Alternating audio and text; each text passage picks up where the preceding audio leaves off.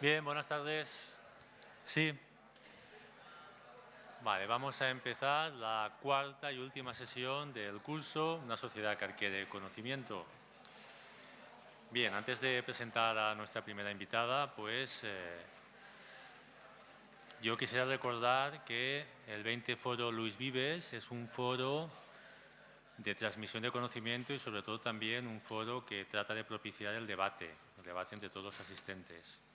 Entonces yo creo que reflexionéis un poco respecto al escaso debate que hubo ayer, las pocas preguntas que hubo ayer en la sesión de ayer, y yo espero, confío en que hoy pues volváis a ser los de hace 2 o 3 días y vuelva a haber pues más preguntas, más cuestiones, más dudas, ¿vale? Que es lo que se supone que venimos a hacer aquí en este 20 Foro Luis Vives, ¿eh? No venimos únicamente a escuchar y a cubrir 2 créditos y ya está, ¿eh? Se espera más de los asistentes. Y yo os puedo garantizar, por mi experiencia, que yo llevo asistido a centenares de conferencias, que la calidad de nuestros ponentes es de altísimo nivel, ¿eh? Yo quiero que seáis conscientes del valor que tiene pues, que estas personas hayan querido estar aquí con nosotros estas tardes. Todos ellos, sus presentaciones han sido excelentes desde mi punto de vista, que os digo, tengo experiencia escuchando charlas. Los ponentes que han pasado por aquí los invitan a multitud de foros, cobrando mucho dinero, los asistentes pagando, por ejemplo, el 15 por 15, Miguel, ese ha sido el 15 por 15 y allí pagan 1000 y pico euros los asistentes. ¿Vale? Entonces quiero que seáis conscientes de que son personas de altísimo nivel, de mucha experiencia, tanto a nivel profesional, directivo, empresarial, como a nivel académico, como hoy. Y ahora sí paso a presentar a nuestra invitada, Paloma Sánchez. Bienvenida, es un honor tenerte aquí, un placer tenerte aquí, traerte como invitada al 20 Foro Luis Vives. Bien, Paloma Sánchez, su presentación, su charla, tratará sobre el tema de valoración de intangibles, valorización del capital humano en el marco del capital intelectual. Bien, Paloma es catedrática de Economía Aplicada en la Universidad Autónoma de Madrid. Es directora de la cátedra UAM Accenture en Economía y Gestión de la Innovación. Es la directora en la UAM, que sabéis que es una de las universidades más grandes y más prestigiosas de España, pues ella es la directora de los programas máster y de doctorado, que son programas interuniversitarios en Economía y Gestión de la Innovación. Son programas con mención de calidad y mención de excelencia, todos ellos. Además, ha sido presidenta del Comité de Política Científica y Tecnológica de la OCDE y es profesora visitante de varias universidades, entre ellas la Universidad de Connecticut y Berkeley en Estados Unidos, que se sitúan entre las primeras de los rankings a nivel internacional. Es también fellow de la Fundación Eisenhower. Ha dirigido multitud de proyectos de investigación financiados por instituciones europeas, nacionales, regionales. Ha sido miembro y es miembro de diversos grupos de expertos en la Comisión Europea y evaluadora de programas marco en I+D. Y tiene muchas publicaciones sobre economía y política de la innovación, intangibles y capital intelectual. Bienvenida de nuevo, Paloma. Es un placer, reitero, tenerte aquí. Ha venido desde Madrid, por supuesto, a pasar la tarde con nosotros y te escuchamos. Muchas gracias.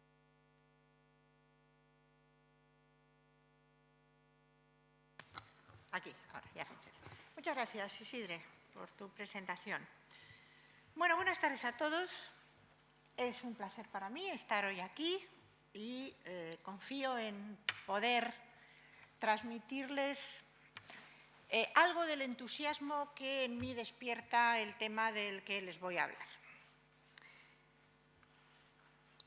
Lo que tienen ahora mismo en pantalla es un guión de lo que voy a intentar contarles en los próximos minutos. Voy a hablar en primer lugar de los problemas que presenta en la actualidad la información económico-financiera que las empresas difunden. Después veremos la diferencia entre lo que podríamos denominar intangibles tradicionales. Ha habido análisis de intangibles y difusión de intangibles desde hace muchos años, pero vamos a distinguirlos de lo que en estos momentos llamamos nuevos intangibles.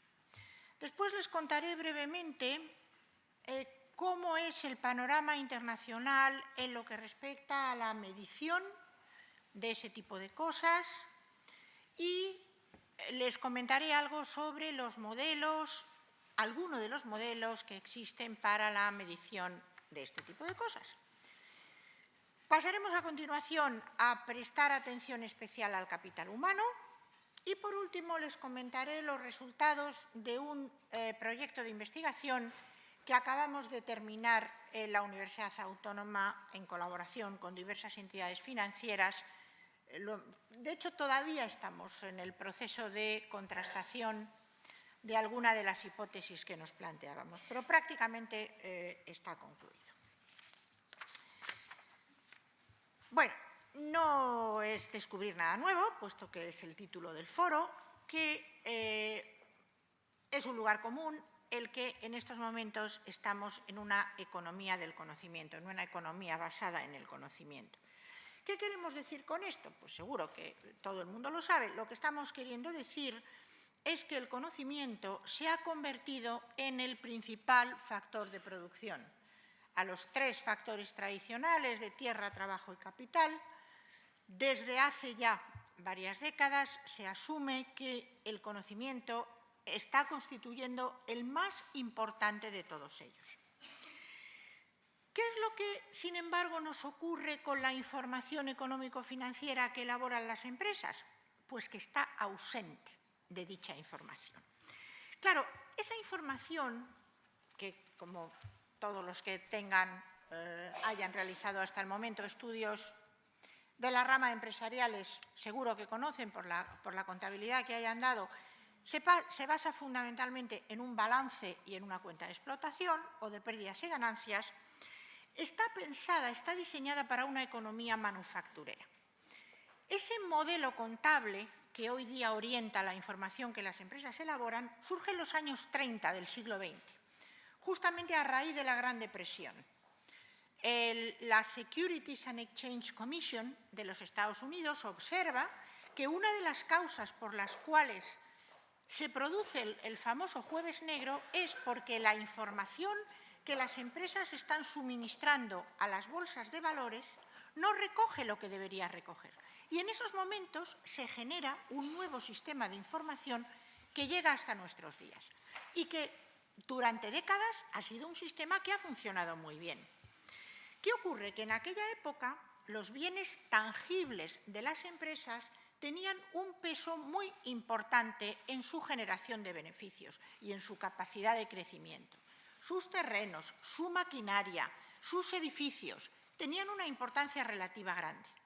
Pero a medida que se va transformando la economía, que el sector industrial pierde peso, y no digamos el agrícola, con respecto a la producción de los servicios, los factores intangibles crecen de manera espectacular en relación con los tangibles.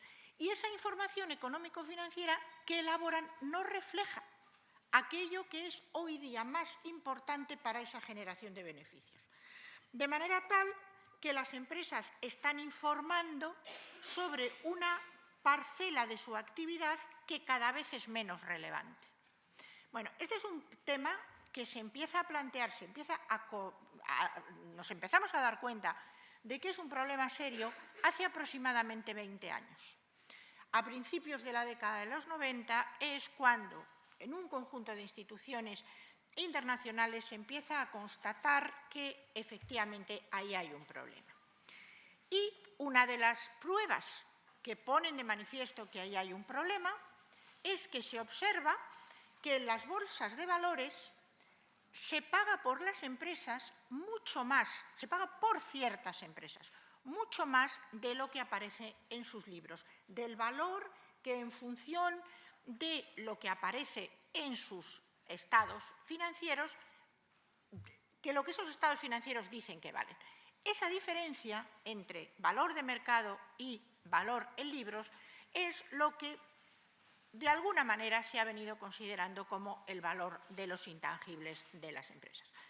Hoy día no podemos decir esto con tanta claridad, es decir, esa es una diferencia que se ha puesto de manifiesto en el largo plazo, a raíz de las, como digo, de de lo que ha venido ocurriendo en las 2 últimas décadas.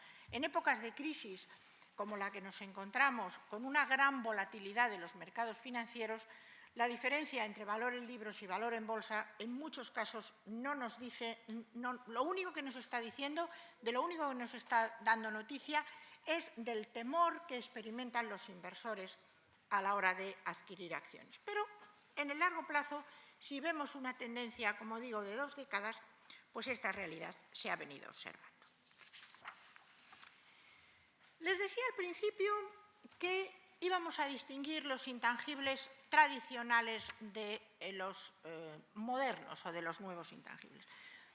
¿De qué hablamos cuando decimos intangibles tradicionales? Pues del tipo de cosas que tienen aquí. Y claro, de todo esto se ha venido teniendo en cuenta y se ha venido contabilizando y teniendo información desde el momento en que se crea ese modelo contable que sigue en vigor.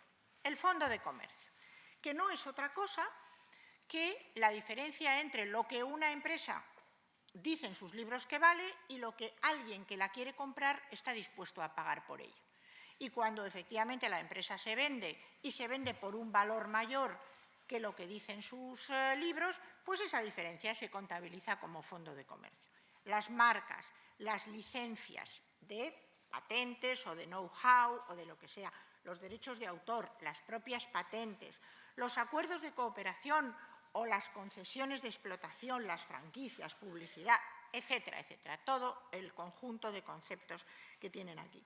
Estos son intangibles que, como digo, forman parte del modelo contable y se han venido midiendo y valorando en el pasado. Pero, ¿qué características tienen esos intangibles tradicionales? Bueno, pues en primer lugar, existe un indicador financiero para ellos.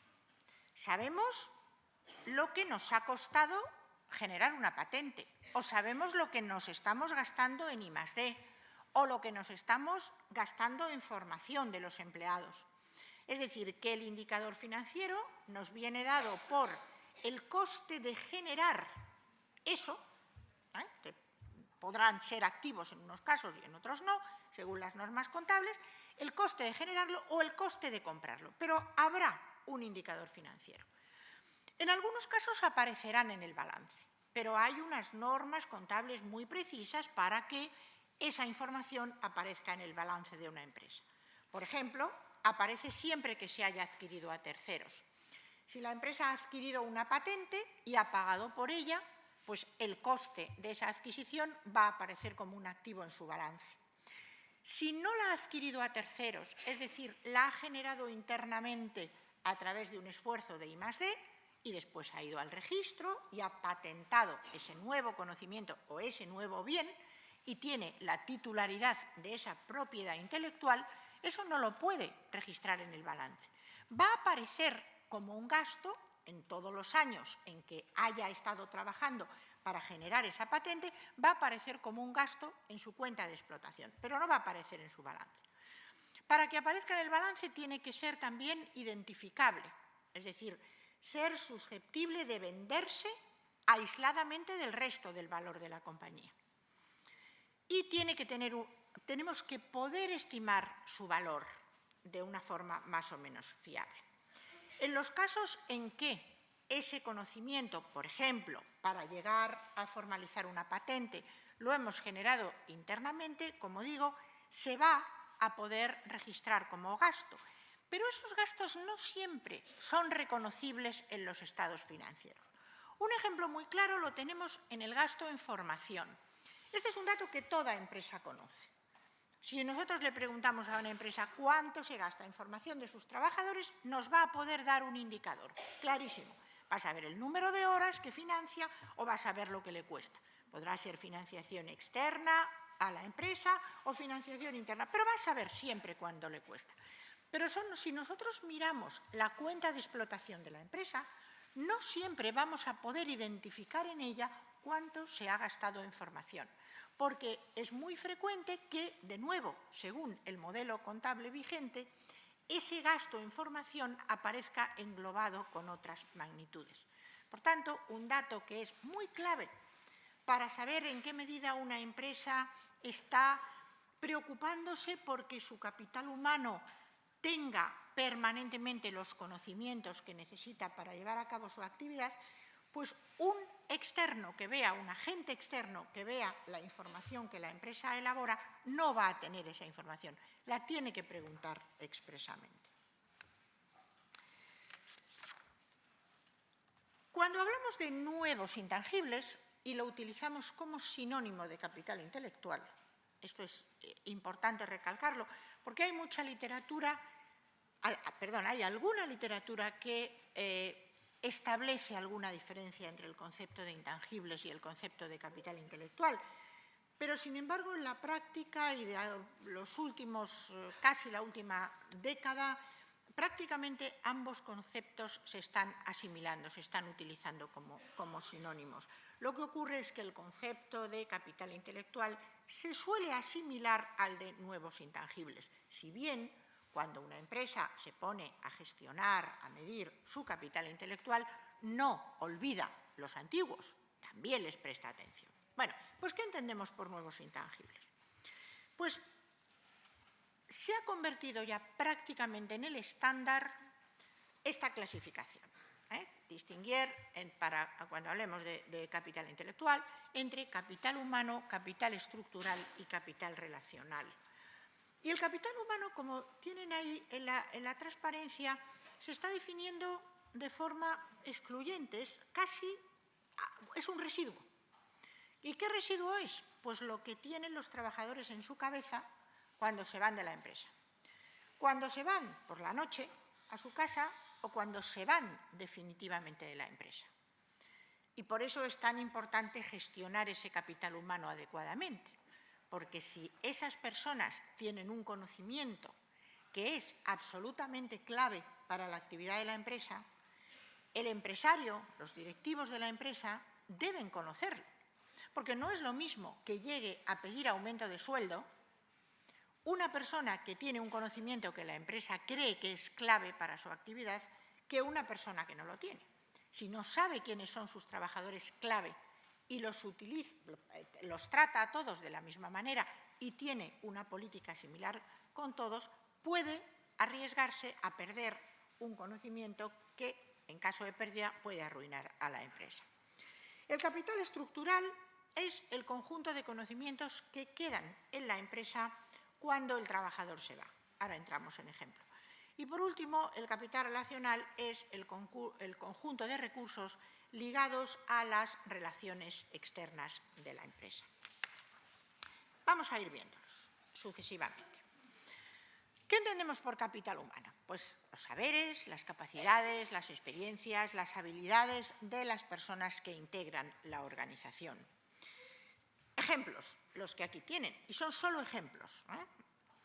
El nivel educativo o el nivel de titulación que tienen esas personas, la capacidad para innovar, para trabajar en equipo, la capacidad de liderazgo, de negociación, de aprendizaje, de saber hacer, de flexibilidad, de lealtad, etcétera, etcétera. Cualquiera de los calificativos que se nos ocurran los podríamos introducir aquí.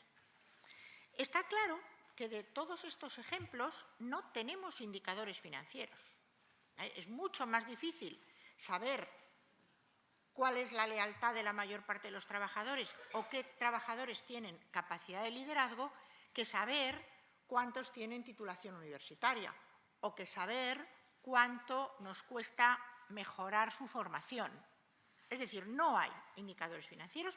La mayoría de estos indicadores son no financieros. Algunos es una información fácilmente elaborable, como es, por ejemplo, el nivel de titulación. De los otros, como digo, pues no es tan fácil averiguar cuál es la situación. Y además esa situación puede ser cambiante con el tiempo. Es decir, estamos enfrentándonos a información, a indicadores de tipo cualitativo. ¿A qué nos referimos cuando hablamos de capital estructural? Estamos hablando, por supuesto, de buena parte de los intangibles tradicionales a que antes nos referíamos. Es decir, retomando la definición, el capital estructural es todo aquello que queda en la empresa cuando los trabajadores se van. Por tanto, las patentes, el software, los acuerdos de las concesiones de explotación, por ejemplo. Todo ese tipo de cosas se quedan en la empresa, pero además se quedan sus procedimientos, sus bases de datos, sus rutinas, sus manuales de procedimiento, su cultura. Todo eso se mantiene en la empresa, ¿eh? Y son los ejemplos que aquí tenemos. Su capacidad de usar las tecnologías de la información, la capacidad global de la empresa para aprender. Y por último, el capital relacional,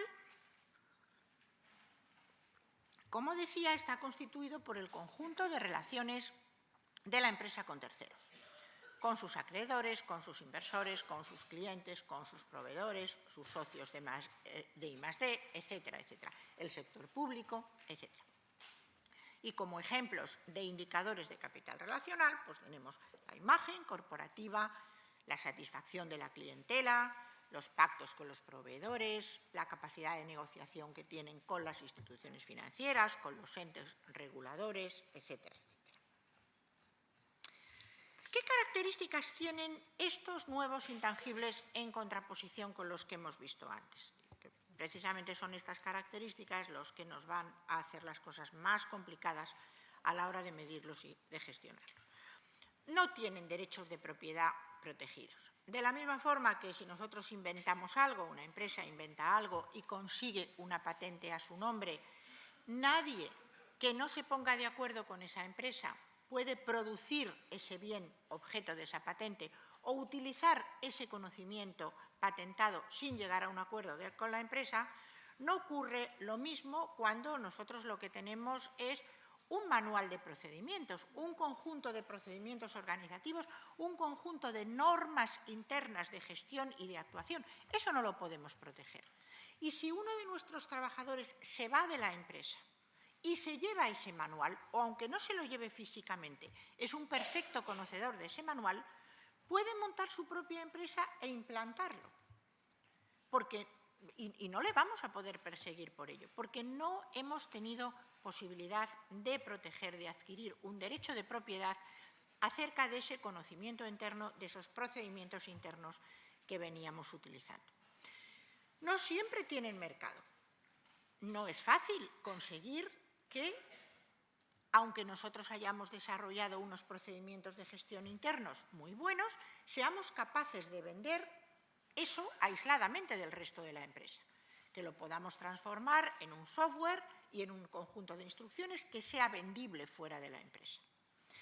La empresa tiene un escaso control sobre esos intangibles, sobre todo sobre el capital humano.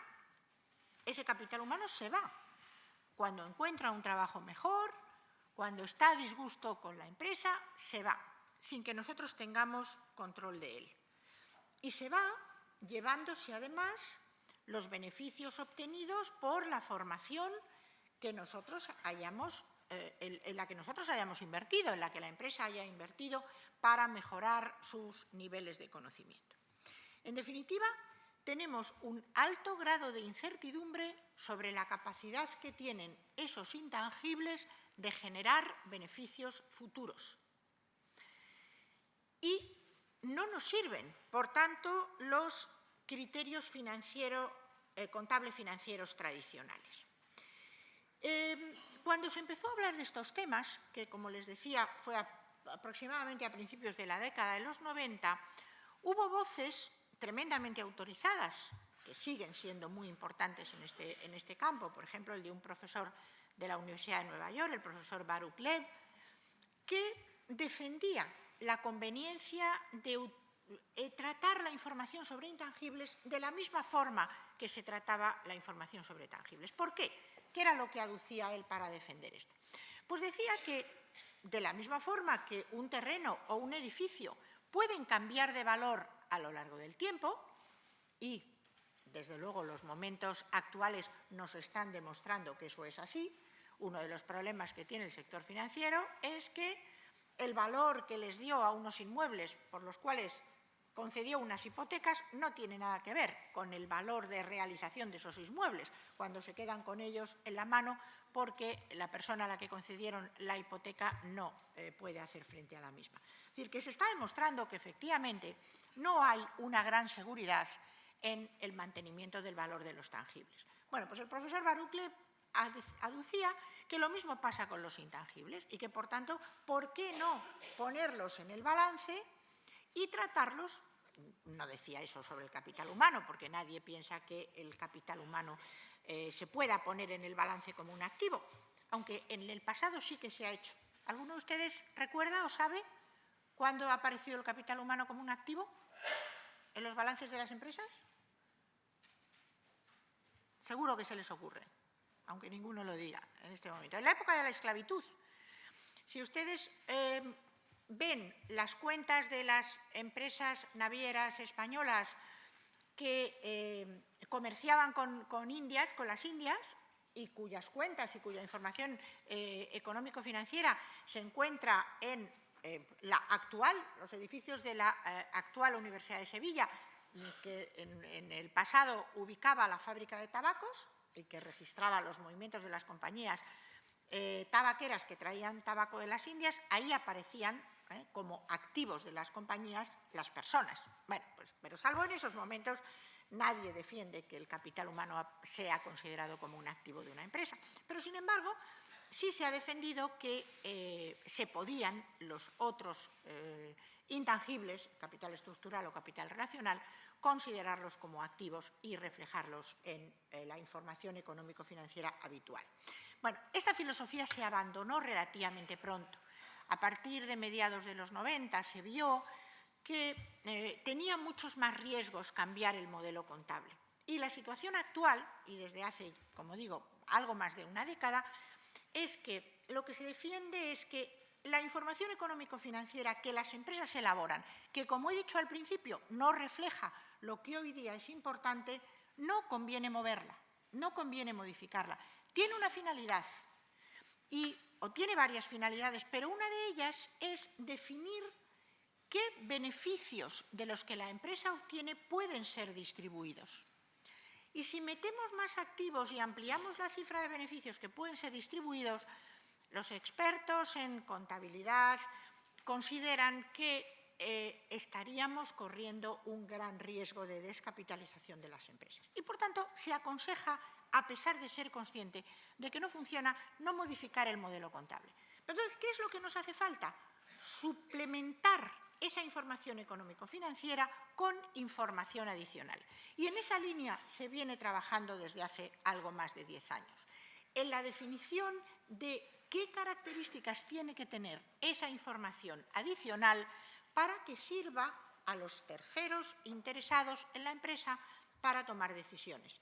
Decisiones de inversión, decisiones de convertirse en clientes, decisiones de convertirse en proveedores, decisiones de pedir trabajo en esa empresa. En definitiva, hay un acuerdo en que hace falta una información complementaria. Y de eso vamos a hablar a continuación. ¿Qué características, en qué consiste, según buena parte de los modelos en los que se está trabajando, qué características debe tener esa información económico-financiera? Esta transparencia y la siguiente tiene sobre todo como objetivo que si les entregan a ustedes la presentación tengan un pequeño recordatorio de cuáles han sido los hitos más importantes en la evolución de estos temas y sobre todo en la transparencia siguiente que tengan los enlaces a la información correspondiente. Por primera vez se habla de la importancia de los intangibles en unos trabajos de la OCDE en el año 92. En aquel momento se abordó un estudio muy, muy importante que duró más de 3 años, desde el 88 hasta el 91 y se publicó en el 92, que estaba tratando de poner de manifiesto algo de lo que a lo mejor les han hablado en algún momento. ¿Han oído hablar de la paradoja de la productividad? Por favor, levanten la mano, todos aquellos a los que les suene el concepto, paradoja de la productividad. No, bueno, pues no les suena. Bueno, pues la paradoja de la productividad hace referencia a que en aquellos momentos ya se estaba viendo la enorme importancia que tenían las tecnologías de la información y las comunicaciones en la informática, tecnologías de la información y las comunicaciones en los en el desarrollo de las empresas, en la capacidad de las empresas de actuar. Pero, sin embargo, las estadísticas no reflejaban incrementos suficientes en la productividad.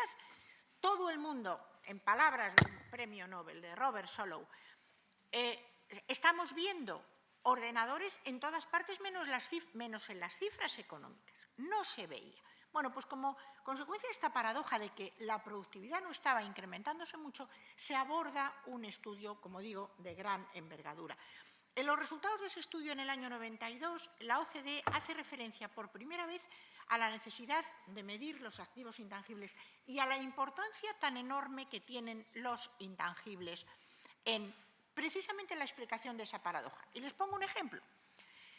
El capital humano es el que está utilizando las tecnologías de la información. Todos estamos en estos momentos utilizando ordenadores, utilizando teléfonos inteligentes. Hace 20 años, a principios de los años 90, también se utilizaban ordenadores, pero lo cierto es que se utilizaban poco más que como máquinas de escribir. El capital humano no tenía la formación adecuada, el conocimiento adecuado para extraer todo el potencial que esas nuevas herramientas nos proporcionaban y, por tanto, la productividad no estaba incrementando tal y como cabría esperar que lo hiciera. Bueno, fue una de las muchas explicaciones que se dio. La OCDE empieza a trabajar sobre estos temas y a estudiar estos temas y en el año 99 convoca una reunión en Ámsterdam en la que por primera vez se llega a conclusiones provisionales, por supuesto, pero conclusiones claras sobre esta cuestión. Y va en la línea que les acabo de decir. No hay que modificar las normas contables, hay que proporcionar información suplementaria y esa información debe ser voluntaria. Desde entonces acá se viene trabajando mucho sobre si debe ser voluntaria, debe ser obligatoria, en qué casos debe ser obligatoria. En ese sentido, el International Accounting Standard Board, uno de los principales órganos mundiales emisor de normas contables, propuso en el año 2000 ampliar el ámbito de las normas, pero en el mismo sentido en el que les acabo de comentar, ampliando una capa informativa, se habla de layers en inglés, utilizando información adicional al balance y a la cuenta de pérdidas y ganancias. La Unión Europea en el año 2005 hizo que esos criterios del IASB fueran obligatorios para las empresas cotizadas. Una nueva reunión de la OCDE en el año 2005 empieza a extender el interés de que se mida y se gestione qué es lo que está pasando con los intangibles a otro tipo de instituciones, concretamente a las universidades. De entonces acá se están haciendo bastantes esfuerzos y hay bastantes ejemplos ya, sobre todo en Europa, para ver cuál es el capital intelectual de las universidades y cómo tienen las universidades que gestionar ese capital intelectual. También se empieza a hablar de medir el capital intelectual en las organizaciones sin fines de lucro y, por último, en las naciones. Hay toda una línea de investigación y de actuación importante, tanto en los foros académicos como en los organismos internacionales, para medir el capital intelectual a nivel nacional. En el año 2010, también la OCDE, como ven, es probablemente el organismo más importante que viene trabajando en estos temas y lo está relacionando clarísimamente con la capacidad innovadora, tanto a nivel empresa como a nivel país. Es decir, la relación entre gestión del capital intelectual o gestión de los intangibles y éxito innovador de las empresas es cada vez más clara. Bueno, pues en el año 2010 acomete un nuevo proyecto, todavía está en curso, no acabará hasta el presente año 2012, en el que trata de ver la relación con el crecimiento. Y precisamente acomete este proyecto cuando ya estábamos en la crisis, tratando de ver si la gestión de los intangibles y la gestión del capital intelectual puede ser un instrumento de lucha contra la crisis. Y por último, hay dos iniciativas, como ven, tremendamente recientes. Una es la del World International Capital Initiative, WICI. Hablan de ello como WICI. al referirse al acrónimo. Esto es un acuerdo entre diversos tipos de instituciones, unas públicas, otras privadas, unas individuales, como son empresas, otras asociaciones, por ejemplo, de analistas financieros. Es una amalgama de instituciones tratando de definir un marco global para la gestión y medición del capital intelectual. Se creó, de hecho, en el 2007, pero el impulso, el crecimiento importante lo ha tenido en el año 2011. Y, por último, creo que merece la pena mencionar el International Integrated Reporting Committee, que se genera también en el